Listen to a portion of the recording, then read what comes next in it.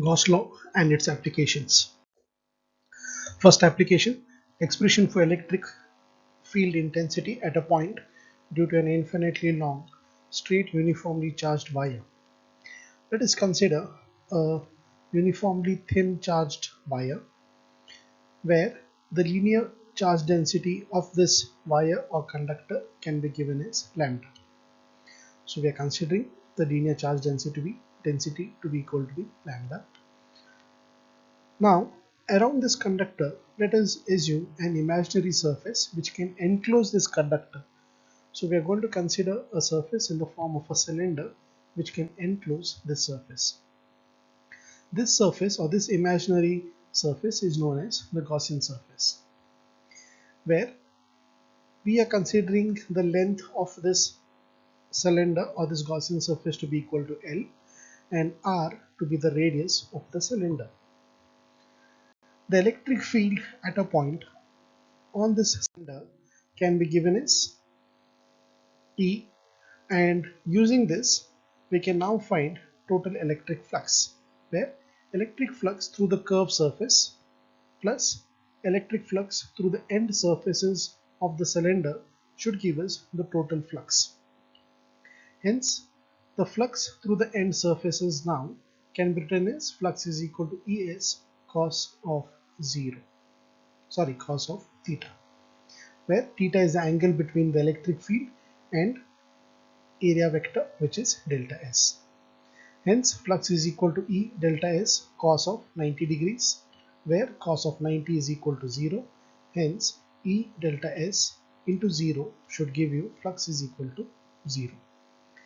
Hence, we can conclude only for the fluxes or flux coming out from the curved surface to be equal to the only flux which is contributing the total flux coming out from this body, whereas the flux coming out from the top surface or this end surfaces is 0. That is what we have shown into this part of the explanation. Hence, the total electric flux is only due to the curved surface that has been shown over here.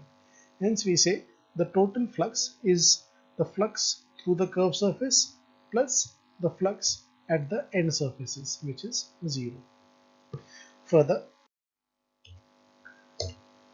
the electric flux through a small area delta S on the curved surface of the cylinder is delta phi is equal to E into delta S. So let us consider a small area on the surface where we are going to find electric field coming out from this, as well as what is the flux going to be coming out from this surface. So let us say electric field is coming out from this small area delta S, and now if you draw a normal to the surface, what we find out is E and delta S, both of them are pointing out in the same direction, or both of them are parallel.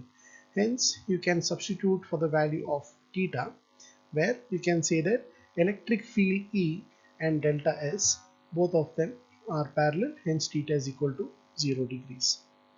Therefore, delta phi is equal to E delta S cos of 0.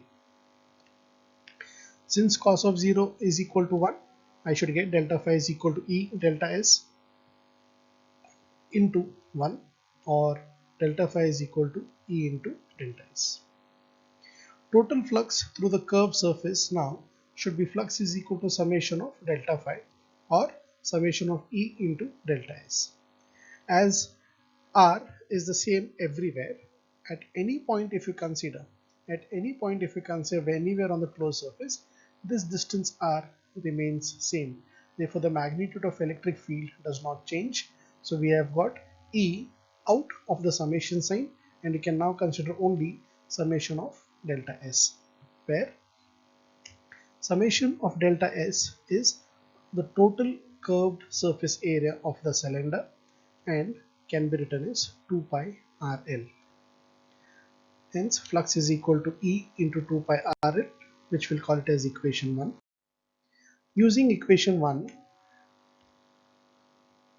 we may take the help of Gauss law to find out this, where we know that according to Gauss law, flux is equal to 1 upon epsilon naught times the total charge enclosed, which I'll call it as equation 2. Now from equation 1 and equation 2, since the left hand side of both the equations are same, you can say E into 2 pi RL is equal to 1 by epsilon naught into Q. Therefore E into E is equal to Q upon 2 pi epsilon naught RL, where Q is the charge enclosed by the Gaussian surface and charge density is given as lambda is equal to Q by L. Hence we will replace Q by L in this relation by lambda, and we get an answer which is 1 upon 2 pi epsilon naught lambda by R. Therefore electric field is given as lambda upon 2 pi epsilon naught into R, which is an expression to find electric field due to a uniformly charged thin conducting wire. Now this expression of electric field intensity has been already found out, where we get it as lambda upon 2 pi epsilon naught R.